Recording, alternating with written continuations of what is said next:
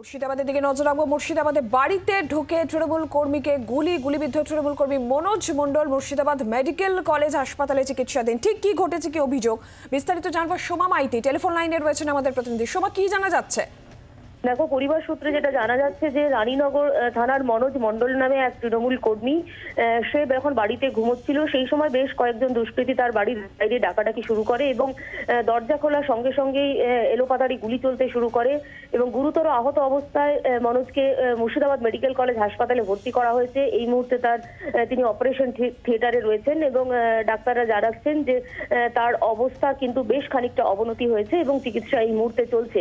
এবং তৃণমূল দলের পক্ষ থেকে যেটা অভিযোগ করা হচ্ছে যে গত নির্বাচনে তৃণমূল কংগ্রেসের হয়ে তিনি যখন নির্বাচনে বিভিন্ন সময় তিনি যখন বিভিন্ন জায়গায় তিনি প্রচারে গিয়েছিলেন, সেই সময় থেকেই তার উপর একটা প্রাণহানির একটা আশঙ্কা ছিল, একটা হুমকি ছিল, এমনটাই পরিবারের পক্ষ থেকে দাবি করা হয়েছে। ইতিমধ্যেই থানায় পুরো বিষয়টা তার পরিবারের পক্ষ থেকে জানানো হয়েছে। ধন্যবাদ সোমা।